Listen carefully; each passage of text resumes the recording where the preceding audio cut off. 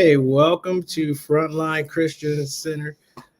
My name is Pastor Rodney Hogan, and we are taking up our second class of we're taking up our second class of Finance 101. I think I called it Finance 102 because I don't know, I was just having some fun. So that's probably what you see it out there as. But hey, I think we want to jump right into what we have, and let's jump right into it. So last week, and I'll kind of pull up what we begin to talk about, and we talked about what is finance. As a quick recap of what is finance. We talked about income being either your job or your business, how you're making money. And we talked briefly about spending, whether it's mandatory spending or discretionary spending. And then we talked about interest, debt, really high level. And then we maybe touched a little bit on savings, kind of what the scripture says and what are some of the things that are out there, or some of the existing tools. That being said, what we're going to do today is we're going to look a little deeper into the first two of income and spending, and we're going to look at some of the tools that we can use when we're doing this. And I thought it would be helpful for us to take a quick view at some of the ways that you can look at your finances, and then we'll look at some of the tools and some of the starting points. So that's what we're going to cover today. I did want to mention that, and because we didn't get to mention it last week, but if you have any questions related to anything that I've said on here, please, you can put them in the comments. And if we are not able to address them at the end, then we'll work to address them at the beginning of the next session. So let's start with something that I find is interesting. We're going to start talking about income, and what we're going to do. We're going to kind of look at some bank statements. And then kind of talk through them. But one of the things I kind of wanted to start with, before we even look at the bank statements, I wanted to give you guys some information that I don't think is as widely known, or a lot of times people are not necessarily looking at the institutions this way.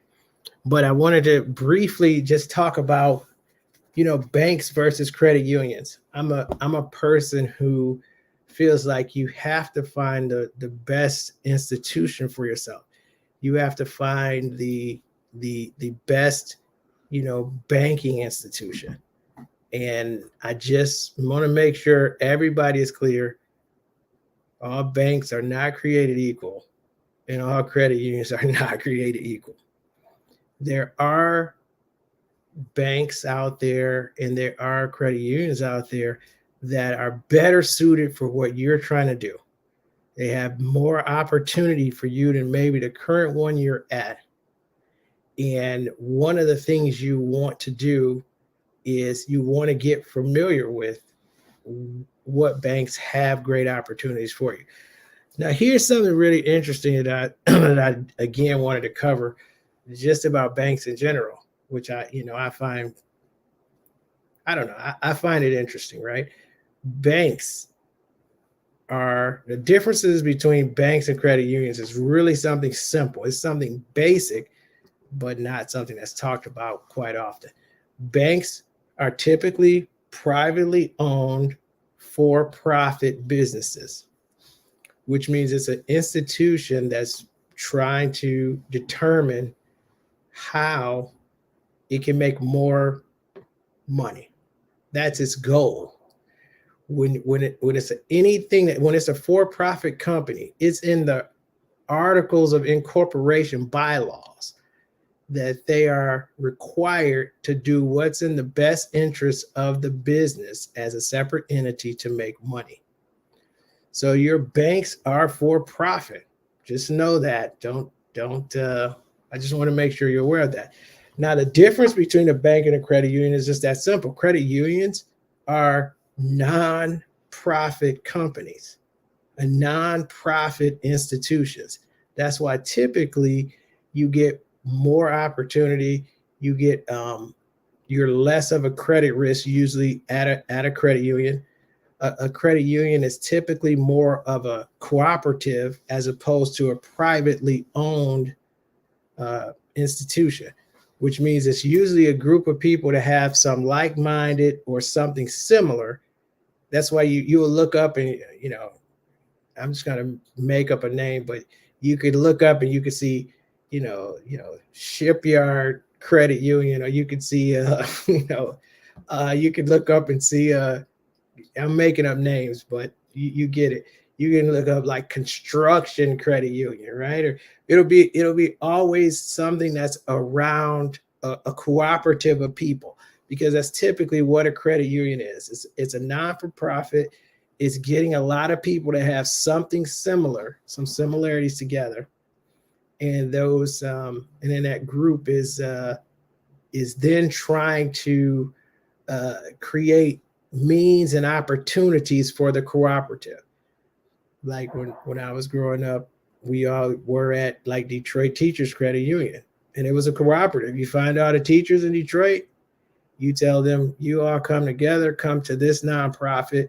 This is where you put your money, and we will give you opportunities according to that. So I want you to be clear before we even look at the bank statements to know that banks are their sole job is to make money. And I'm not disparaging banks because they clearly have a role in our society and our economy, but just understand the institution that you're dealing with. So one is for profit, one is a nonprofit. One has a ton of fees, and hopefully your credit union has less fees. They typically pay little to no federal taxes, those type of things, because they are a nonprofit.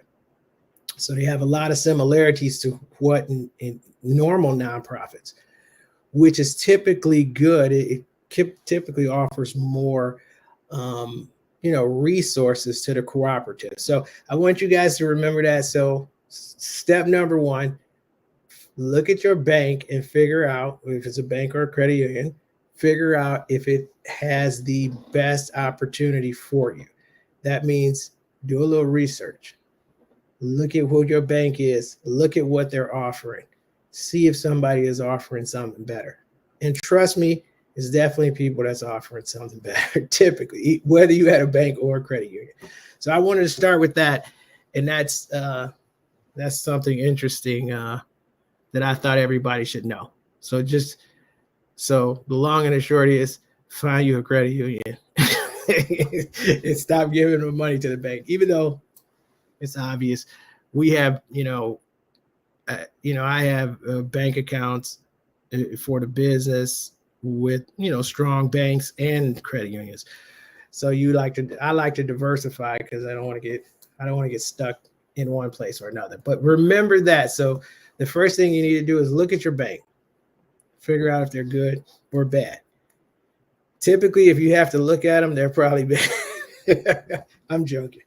Take a look. There's a lot of great banks out there and a lot of great opportunities. Now, let's jump to this the second piece.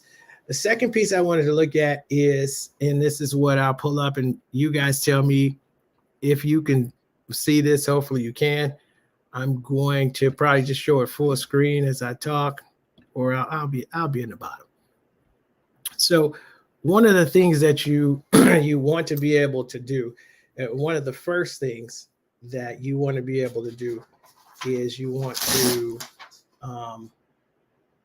go to whatever your bank is, because we're talking about income, we're talking about what's happening, and I kind of want to show you just briefly some ways that you can get some quick high-level views of your bank statements. Because sometimes when you put out a bank statement, you see a lot of different things, and you're like, what is this? Why are they providing me this information? I think it's just some basic information that you really need to look at, which of course is your dates, it's your amount. I don't even know necessarily if you have to look at the balance at this point, because you know what's coming in. It's a positive and negative, right? You know what's coming in, and you kind of know what's going out just based on the amount. Look at that. Look at the categories, and your descriptions. So I think so. Here's what I would suggest. You open up, you pull it down. The first thing you're going to do, you're going to look at your accounts. And this is something that I would typically do. First, I put a filter on there. I know you guys didn't see it, but I went up here and I put a filter on this stuff because that's an important thing to help you break out your data. Now, quickly, what I would do is go here and then I would insert a copy cell of the same date. Why? Because I'm going to make this a month. I'm going to make this a month view. And you'll see why in a minute, because we want to really get a quick high level view.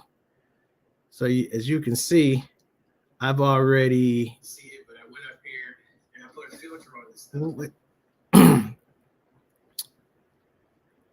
So what I do is I change everything to 10-1. And the reason I would do that is just because I just want to have a quick 1 month, a 1 month view. So when I go in each month, I don't want the separate dates. And that you got a date column for that. But this just kind of makes it easier. If you want to go this route, I would suggest you do it quick and dirty. We'll talk about it. Hopefully everybody still has Excel, and hopefully I'm not just an old school person that still uses Excel. But we're doing this for a reason, and you'll see shortly. But I kind of wanted you guys to see it, so you can figure out a quick way to look at, your data, your bank statement. So usually it comes in as a CSV. You can open the CSV right in Excel. Then you add that extra column if you can, quick and dirty, cut and paste, and then you pull down quickly. And because I have a filter, I have to do that. If not, we can just do a quick control key. But I wanted to do that fast. So now we have everything. We have everything open. Then we can do a quick pivot. And I'm using Excel. And what I did is I went insert and pivot table. It's not necessarily hard to do, but I'm kind of showing you so you can click on month so that you get your month view happening here. And then you can do description, and then you can throw your amount in there if you'd like, so you could see. Or, well, we can do it that way, or yeah, we can do it that way. First let's take artist description out. So this is kind of telling me the sum amount of money that I would have had, plus and minuses for each month, which means I had $4,300. That's when I paid everything. I had $4,300 in October. In November, I had $4,000, and then in December, I had $3,968. Based on the numbers, just very high level. But my suggestion to you guys is to work to get the best high level view you can of your data, because I know it exports data differently. So if someone's data looks different, all you need to do is kind of let me know. If we have a different data set that anybody wants to share, you can send it to me, and I can tweak it next week. But change some of the numbers, because we don't want to see all your information. But if you look here, according to this, because I popped the categories in, so this is a super high level. Remember I told you it was 43.4. This 43.4 is made up of this telling me that I had, 11,000 worth of deposits. And then I had whatever these little withdrawals are, 9,000 here, $8 here, I got a fee. And then we transfer some money to Zelle. We'd have to look to see what happened. But one of the things I want you guys to get is always very important to start off with a high level view of your money before you know all the details, before you dig and try to figure out what every issue is. Like all of these withdrawals for 4,500, before you want to dig into what those withdrawals are, first just had a high level view, know what you spent, because this just helps you. Because if I'm looking at this, and this is me, I'm looking at this and I'm saying, well, high level this month, I had $9,000 that I either withdrew somehow, or it came out with a debt or a credit card, a debt card purchase. So I use a debit. And then I can look at this next month and look at the same thing and say, well, obviously this month I spent $1,000 more. I don't know why, because that's where we would have to dig into more details. And then I can go into December and I can say, nah, December looks a little bit more like October. So obviously we spent extra money in November. Who knows if we were preparing for Christmas or trying to buy Christmas goods early? I wouldn't know until I looked at it. But I think one of the first places you start is pulling this down, kind of setting that data up, and then just getting a high level view of your data. And the reason I would use pivot tables, this is just me personally, how I figured how it helps you is if you looked at just these purchases right here, let's just say for fun, when you use a pivot table, if you click on that purchase, it's going to show you all of those purchases that you had. So if you click on that number, so when I clicked on that number right here, this 43.96, it's telling me here's your 43.96 in October, and this is what you spent it on. You look like you spent it on some CoServe, City of Frisco utilities, ripping me off. CoServe's $542, just the rash in my pocketbook. But you look at this and you can kind of get an idea of what you're spending money on. Now, this is just your high level initial view. But I think when you pull up things like this for October and you look at these, you can then decide if you want to, and I think we kind of talked about it over here, which I'll add in here. We kind of talked about it back here.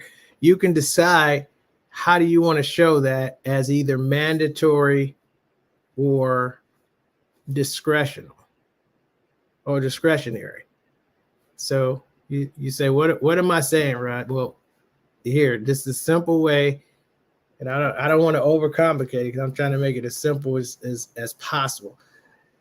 You can make up your own little thing here, and this is how I would do it. Just go do a fun expense type, and then determine from there. Let me get this close so we don't have to see it.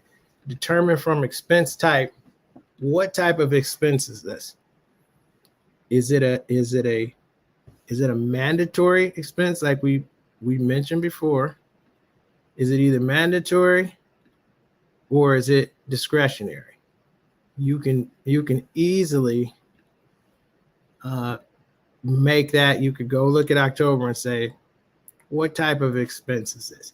And what that will do is it'll get you very familiar with what you're paying. It seems like, hey, this is super tedious. Yeah, a little bit. But what it's going to do is it's going to help you make clear decisions about your spend. because once you determine that CoServe is something that you can impact, like that's the question we should ask. And we got people here.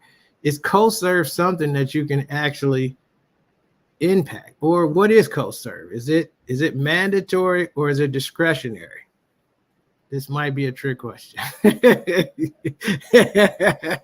If anybody's interested. Yes. Oh, so let me CoServe is equivalent to DTE, right? It's DTE for Frisco. So what would we say? Is that mandatory spending or is it discretionary spending? Mandatory being spending that you have to have, and then discretionary would be something that you don't have to have. It's just either something you want or it's something you do or something to that effect. What would you say to that? Anybody? Somebody said, oh, I'm sorry. I'm not even looking at the comments. I apologize. Whoever said mandatory, I would agree that it's mandatory. But this is an interesting one because while it is mandatory, you still have an opportunity to reduce the cost. Because just because something is mandatory doesn't mean you can't reduce the cost. So if you're looking here, and we'll go back and say, we'll do something even different. So that was a description, right? So we're going to take these categories off and we're going to pop the description back on here. And then we're going to, let's see. We're going to say, where's my, let me see. We're going to say, what are we paying for CoServe? We pay $542 here for CoServe, right? Wait, where's my, well, we can do it here. We can do it in our original piece. This is why we have these cool filters also. So we can say CoServe, and we can say, what do we pay? Now look at this. Oh, you can't see. Oh, I'm sorry. Then I guess I'm not sharing this. So somebody told me that I'm playing around. Okay, hopefully you guys can see it now. So I popped into this original sheet that we had, just so you can see it. And I popped into the original sheet, and I went to the description because we already got it. We already got it in a pivot table, but it's just quick and dirty for me to look at it right here. So I can say CoServe. This is why I like using Excel. So I can look in CoServe and say, man, I paid $542 in October. Then November, I paid $231. Then December, I paid $400. What that probably means, without me even thinking, is I seen a $542 bill, and I said, turn the lights off, because I don't want to pay $542. And so I got the message across to my family to turn the lights off in his house. And even though it was a mandatory bill, we got it down. Either that, or maybe it's the hottest October ever and we had to run air conditioning all day. I would have to check. But one of the points of looking at this is getting an understanding of what's happening with your money. Whether it's CoServe that we're looking here, and then where's our cool pivot table? Let's see, sort by value. Let's see. So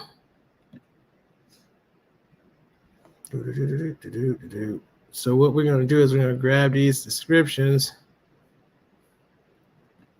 and pop them up here, because what I want to see, I put the descriptions into a filter so I could look at the filter. So let's have some fun here. Let's say we spent some money on Taco Bell. How much money did we spend on Taco Bell these months? Obviously, we're seeing a trend here, right? I said $47. November came up, and I think everybody said, let's just spend less money, because that's kind of what you're seeing in your trend. And then what you could do is you could start looking at anything that's related to your food. And sometimes Michigan First, they used to make it a food category. If it was Taco Bell or something, they would make just a food category, which obviously they stopped, because when I pulled this down, that's not there anymore. But the high level point I'm trying to make with this is pull your data in. Pull that data into Excel. Grab you a cool pivot table, and then take that pivot table and start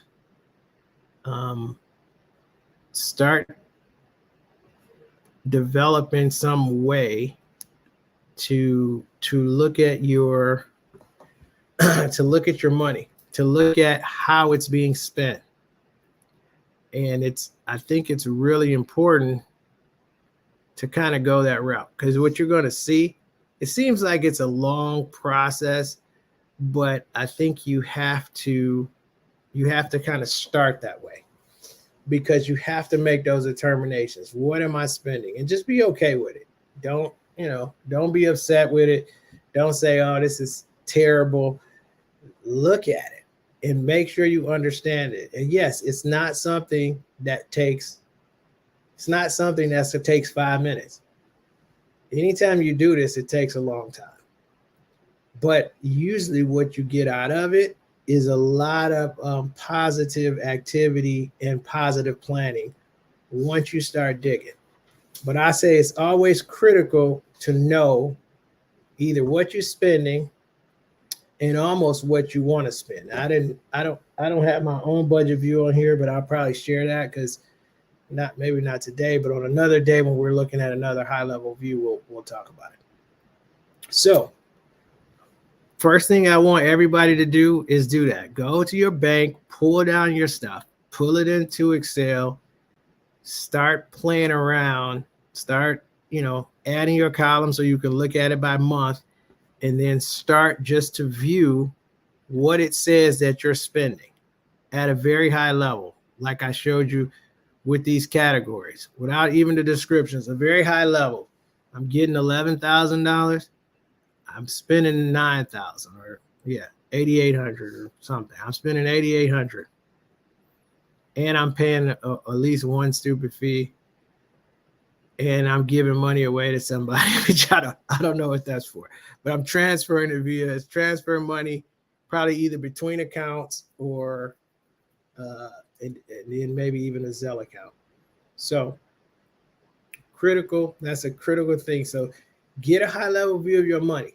If you can do it over 12 months like this, it'd be even better. And if you're just looking at descriptions, you could probably do it in columns. You could probably do it in columns like, you could probably do it in columns. Let's see, how many descriptions do we have? Well, because we got so many different numbers, you can't do it in columns. It'll take forever to look at it. But this is, to me, that would be your really, really good starting point, would be pull down your stuff, look at it at a very high level, make sure you understand what you're spending. Easy. That's our starting point. And where's the descriptions? Get rid of these descriptions. So very high level category. Find a category and get your high level spend. So that's where we're going to start. Now let me see, what's the next thing on my list? Because I want to make sure that we are moving. So we looked at the bank statements. We kind of looked at some pivot tables, which I told you I can help you with if you have some questions about it.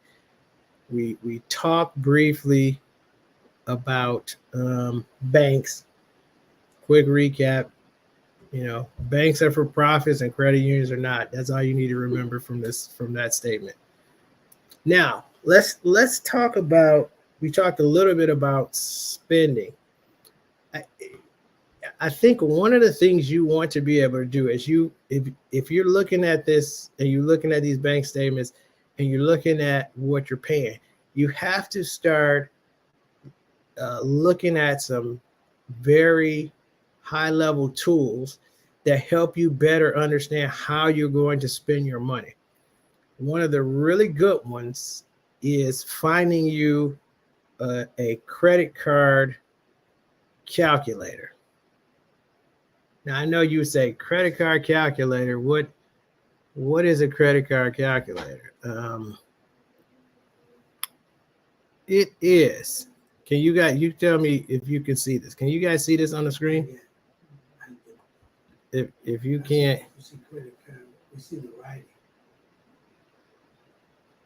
You see the what? Which one do you see? Credit card. Okay, you do see it. Okay. Well, that's good. So here's one thing that I think is so very interesting. If you want to get an idea, because we all have credit cards, right? And we all spend money on credit cards. Sometimes we blow money on credit cards and we don't necessarily look at the impact. So I just wanted to show you guys something that I think is so simplistic, but when you see it, it's going to blow your mind. This is why you use tools like this to help you. And I would use something like this when I'm trying to understand how to pay something off. I spend a lot of time thinking, how do I pay a credit card off? What's the best use of my money, right? What's the best way to spend this money? So let me show you something on the screen, because I already started populating some stuff that I thought was interesting. So I'm going to show you something, and it could blow your mind, and it should. And then what you should do with this tool, you can go to mymoneycalculators.com, and you can get a credit card calculator. And then this is what I would want you to do. Put in what you owe. So we're making up numbers. We say we owe $10,000. You can see this, right? No. You guys can't, because it's me doing something weird. So let me see. And I will share. I'm sorry. I should have showed my money calculator. There it is right here. So make sure now everybody can see that, hopefully, right? Somebody give me. Brian said we can't see, Pastor B, but hopefully now you can see. Now I don't endorse whoever this lady is that's 42 on the side. I'm just using a free calculator. So we do not endorse. I don't know what that is. So I just want to let you guys know. But here's the thing. So let's look at this. Let's say you have a $10,000 credit card balance, right? And you have an interest rate of 29%. I know you guys are saying 29%. Nobody has credit cards that have 29%. You need to actually go check your credit cards, because a lot of people have credit cards that are 29% and 25%, huge. We typically don't do that. A part of knowing what you spend, like we tell you, go to the bank, you see this mandatory stuff, because we kind of go in steps. You got credit cards, the interest that you're paying, which is mandatory, discretionary interest. Your interest is kind of your credit card and what your credit card costs you. And when you get to that interest piece, you want to have knowledge, because knowledge is power. Now I'm going to show you something. I got a $10,000 balance, right, at a 29% interest rate. And I said, when I looked at this, I said, hey, I only want to pay $100. And then the calculator said, you can't pay $100 because you'll never pay it off. Right? It's telling you. It said you at least have to pay $241 to pay it off, right? Because that's what the minimum payment. So you say, okay, I'm going to pay $250, because they said $241. Now look at this. If you pay $250 on a $10,000 credit card with a 29% interest rate, it's going to take you 11 years and 11 months, 12 years to pay it off. And the interest you're going to pay on that $10,000 is $25,000.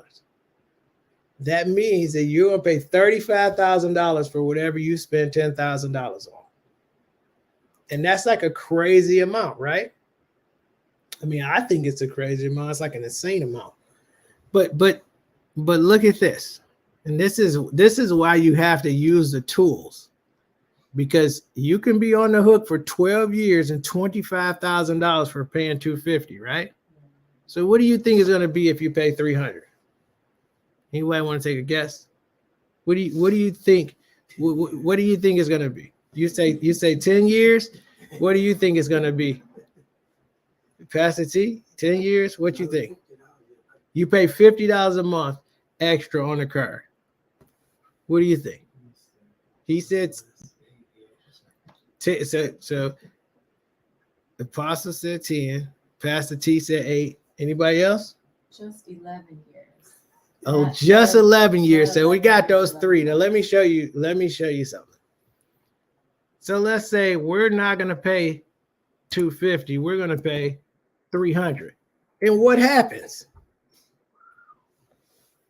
So now instead of paying $25,000 in interest, you're only going to pay for 5.5 years. You're paying $50 more a month, but you're only paying $10,000. You're saving yourself $15,000 in all those payments that you would have paid for the next 7 years. That's that other $15,000. Is that other 7 years worth of payments.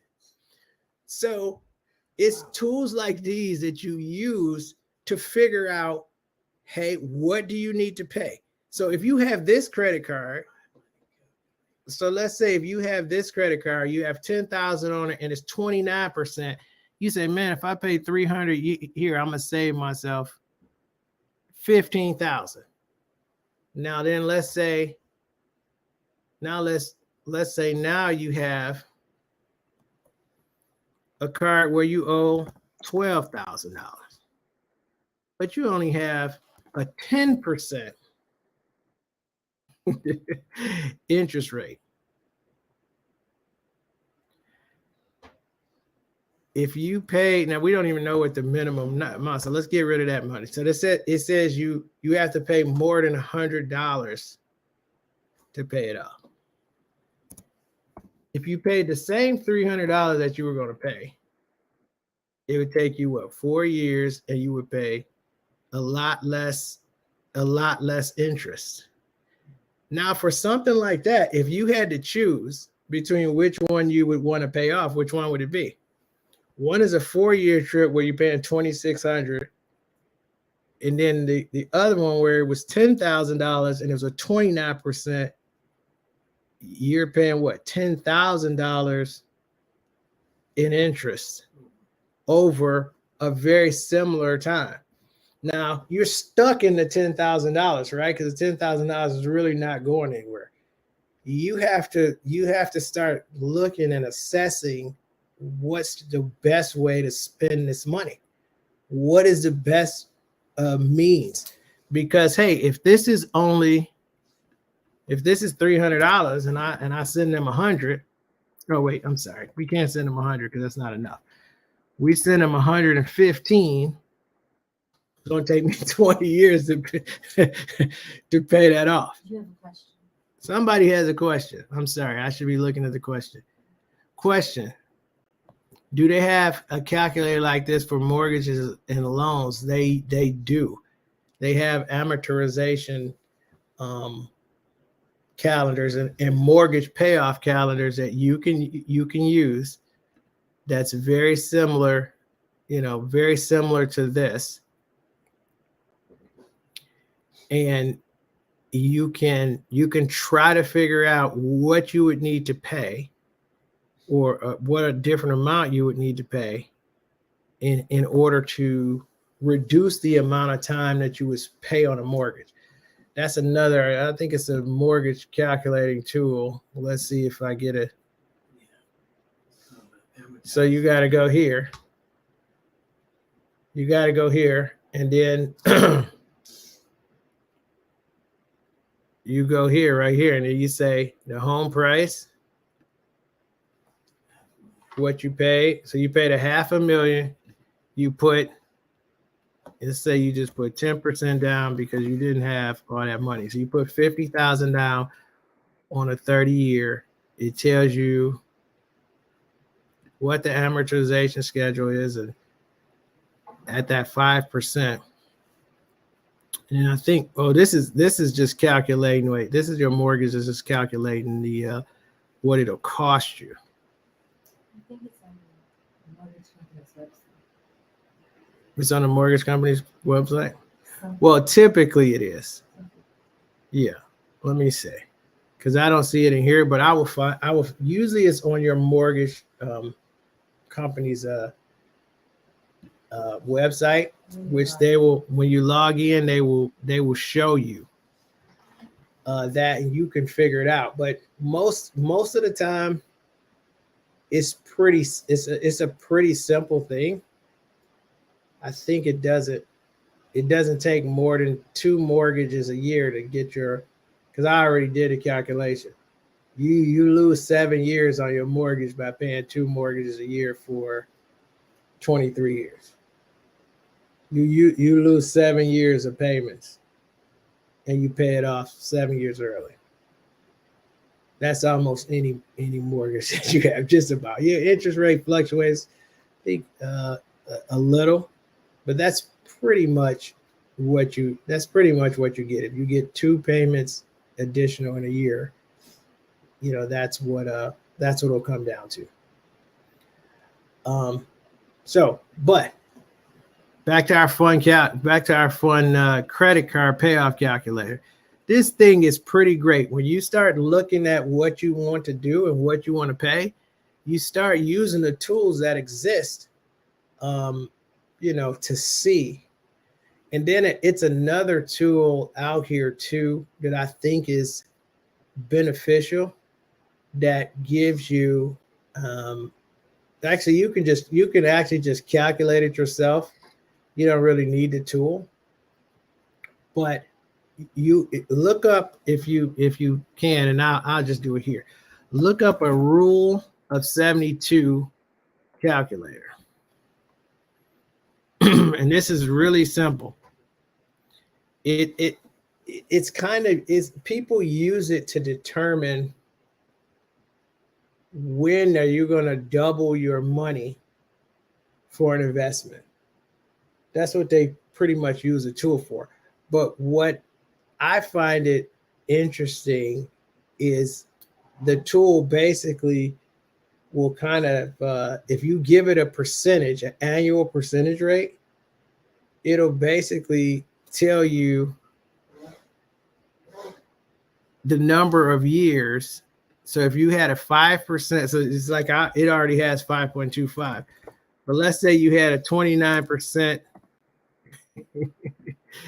average rate of return. What is that? Oh, that's a high return. But if you had an 8%, so basically it's a very interesting tool in the fact that it said if you bought something and it had an 8% annual interest rate, it'd take 9 years to pay. That's usually a quick and dirty way that they kind of use that for credit card payments. I see kind of people doing it, like to say you owe this much money, you owe $10,000 at 8%. It's going to take you 9 years to pay it off. Like, people use those just to have a high level view.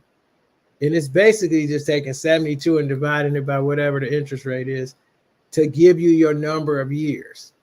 So people use that. That's a quick and dirty too. You walk in a place, you trying to figure out, man, if I charge this thing and it's going to cost me $3,000, what is my payback?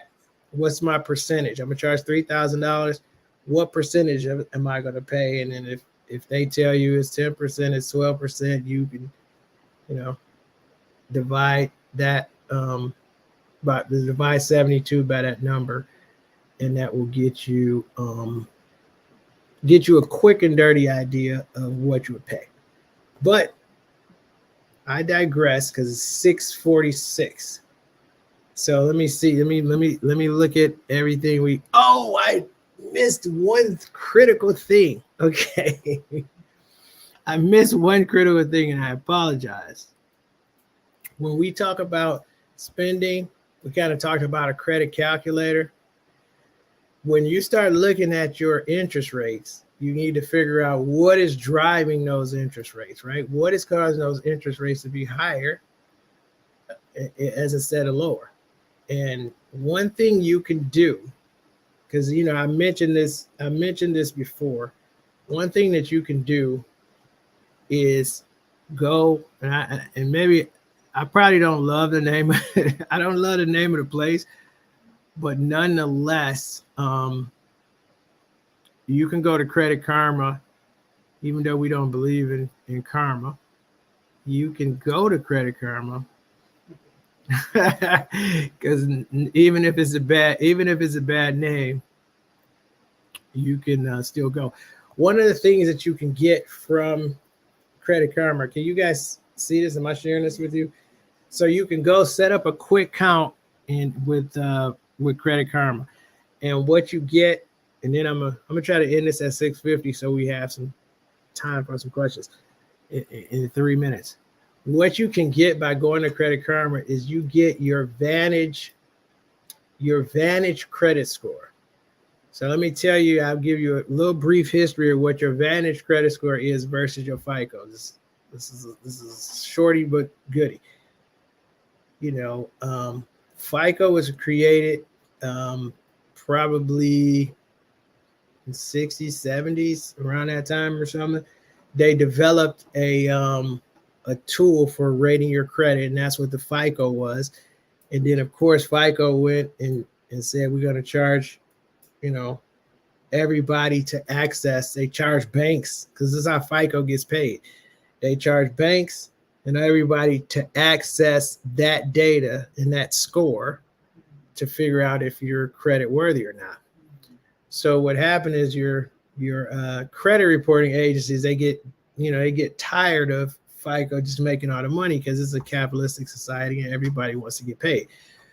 So TransUnion, Equifax, and Experian said, we're going to come together. We're going to create our own scoring model. And that is the Vantage scoring model. And it's the scoring model to compete with FICO.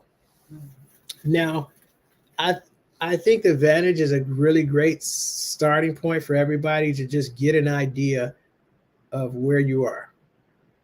Yes, it's two different ones, Vantage and FICO, but what you have started to see is a lot of different companies start using the Vantage score. You're starting to see credit card companies use it. A lot of different people are using it as a tool to approve you for credit or not. So this would be a great place for you to start to see why you're either getting charged a lot or why you're not getting charged a lot. You can figure it out from this tool, and it's easy. You set it up, go in there, log on, and let's hope we don't see anything crazy on here. I can't comment if we do, but I'll just give you a brief look at it, and if something is crazy, I apologize. But when you go there, you're going to see whatever your credit scores are for Vantage 3.0. So that kind of shows you where you are. And then I think you want to go to your credit card companies, because every credit card company also has both Vantage scores and FICO scores. So if you got a credit card, your company they have it and they offer it to you online. So if you go, I think I had Chase up. I had my Chase up before. Let me take this down right quick and then try to grab this last one, because it's already 6:50. And let me see if I can find this Chase tab right quick. Here's Chase right here. Well, you can't see anything with Chase, but let's see if we can sign in with Chase right quick. If I can remember stuff. Don't steal my stuff, by the way. So I'm kidding. Can you see this? Okay. No, this is a credit card.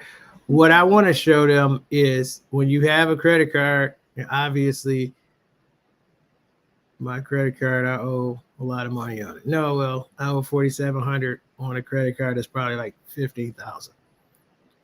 But if you look here, it's got credit journey, right? I think this is a cool thing. Credit journey will show you your Experian number, because every credit card you have, and it's Vantage 3.0, but it'll show you what your credit scores are.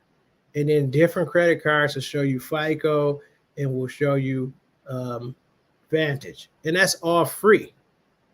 So don't pay any money for anybody to show you those things, because it's actually it's almost impossible for them to show you exactly what a bank or a mortgage company would say. It's maybe one service that could actually do it, and it costs a lot of money. But for free, you use all your credit cards, and every credit card has it. Every credit card has something that says, I'm going to show you a credit score. Most banks have it, or your credit union. It'll say, I'll show you a FICO score and I'll show you your Vantage score, because that's what a Navy Federal does.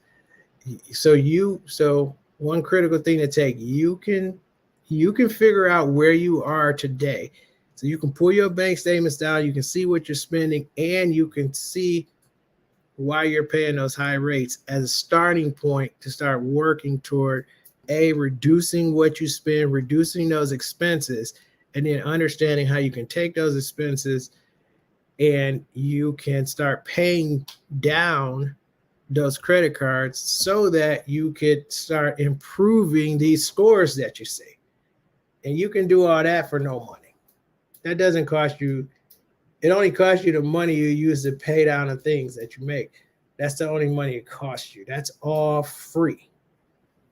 So I'm gonna stop right there because it's 6:53, and I wanted to kind of get some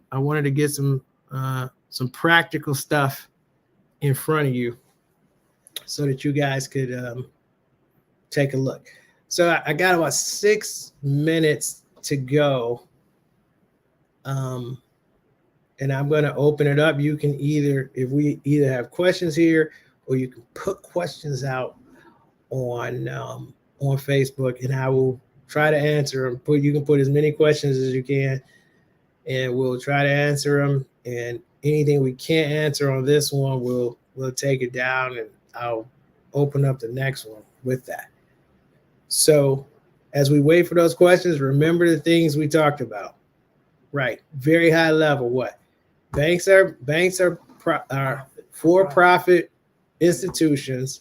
Credit unions are not-for-profit institutes. They're nonprofits, which typically mean you pay less money, you pay less interest, you pay less fees. Why? Because they pay less taxes, and they're a nonprofit. So that's typical of your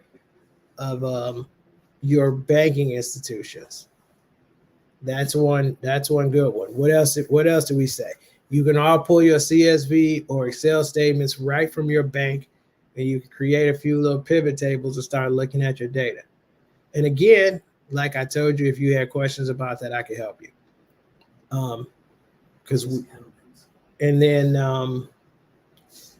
The last thing, and I didn't spend a ton of time. Well, two things. I didn't spend a ton of time showing you how to do it, but mandatory interest debt, which is kind of what we looked at, and discretionary. Looking at your accounts, looking at your bank statements, and determining what are things you can change and what are things you can't change. Typically, you can't change your mortgage unless you do a refi, unless you take out another loan, which sometimes add years to your mortgage. So sometimes you're stuck with the mortgage as is, and you don't want to refinance. I wouldn't refinance now because the Feds keep raising interest rates every day. Every 2 weeks, I see that the interest rate is raised. Well, let me backtrack. I want to give you good information. I wouldn't do it I wouldn't refinance unless I had something that was over the 7% rate or whatever we had. If we had 6 or 7, if I had a mortgage that was 10%, then I would refinance it down to 7. If it was 9%, I refinance it down to 7 because I want to try to save that money. And if I haven't been in a mortgage for a long time, that makes sense to do. If I've been in a mortgage 10 years, I'm not going to pick up additional 10 years just to get, just to pay $200-300 less a month. Because you can cut the 10 years off just by paying the 2 payments. You can cut 7 of the years off yourself without a refinance.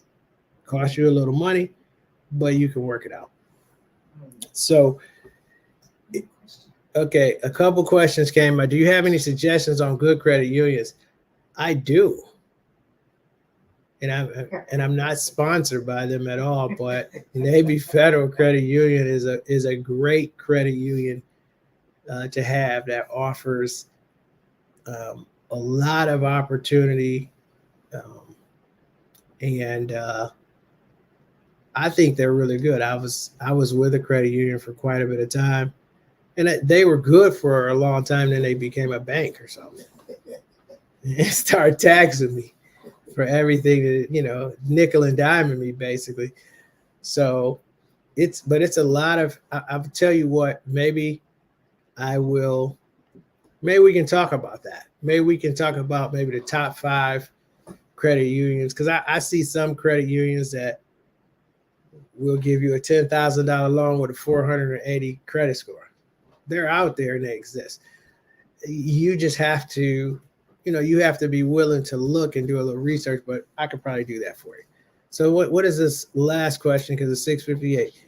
Did you say you can take your bank statements and put them in Excel to be able to have a better view of your spending? Yes, that's exactly what I said. You want to have a high level view of your spending. Just what am I wasting money on? You want to get that quick. Then you want to start looking at the details to determine what truly am I spending on a discretionary? Is it a discretionary spending or is it mandatory spending? You want to figure those 2 things out quick, because what's mandatory, you're just going to have to pay. And you have to either have to get, I don't know, better credit. You got to figure out a way to be able to refinance down on something like that. Or, if it's mandatory, if it's discretionary, well, some mandatory stuff you can also impact by turning your lights off, by packing your lunch instead of, just eating out every day. You can do stuff like that. Yeah, like my parents told me when they looked at their stuff, they realized that they could make their own coffee and save a significant amount of money as opposed to paying Dunkin' Donuts for the coffee.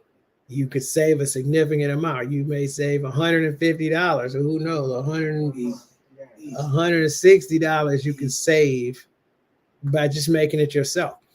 And those are the things that you want to be able to know what you can attack, and and not get confused and try to attack some things that you just really can't. Some things that's just there and you just got to pay them. You got to pay them. There's nothing you can do about it. But the things that you can attack, you want to be able to attack them and save some money. So let me ask you something about the interest rate. Who regulates the interest rate so that it can just go up every 2 months or so? Your friends and mine, the great Federal Reserve, because the interest rate. Here's how I would explain it.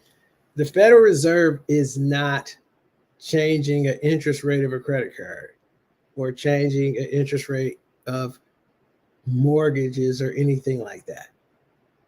It's other factors that's making those go up and down. But what the Federal Reserve is doing is they're controlling the interest rate that it costs the United States to borrow money from them. So when they say I'm going to raise the rate, So let's say you're a bank. I'm Chase Bank, right? And Chase Bank is a bank who is probably taking their deposits and putting them in the Federal Reserve nightly to get a small percentage of money from the Federal Reserve, because that's what banks do. They take their money, they put it in another place in the Federal Reserve so they can get money. That's what they want to do. They want to make money. They're doing that. And then they're also, I mean, it's a movement of money and the cost of money, right? And the banks are into the cost of money. And when the Federal Reserve says, oh, money's going to cost you a little, oh, I'm sorry. And when it says money is going to cost you a little bit more, that's what the Federal Reserve is saying. Money costs a little more. Then that's going to impact everybody else. Because if you loan a mortgage at 7%, if you have to get money from the bank, it's going to cost the bank more. And if the bank has to get money from the Federal Reserve, it's going to cost them more, and so forth. So it's like a trickle effect. Whatever they do, it drives, some of that, because the cost of money is more. So while they don't dictate the actual cost, they drive the change with what they do. And then it costs us more money in the end. So I'm sorry, it's 7:02. So let me look at the last two questions. So can people log into their banks and access their statements and download them in Excel? Yes, that is something you can do, and it's pretty easy. And maybe we will, if we get, I don't know, if we get some volunteers, maybe we'll let them do it. But take that from me. Go do it. Go pull it down. Even if you get the file and you can't do anything else, just pull the file down. And so we can, not that we want to look at your file, but we can talk about ways that you could use it and refresh it. Are you going to show us how to set up a home budget in Excel? I could do that. I typically kind of create my own little budget template thing that I think is cool. So we could probably use that as a starting point if we were going to go through a budget. But again, it's 7:04, so I apologize. We're a little over, but any more questions, we'll try to address them at next week's session. So now we're signing off, and you guys have a great evening.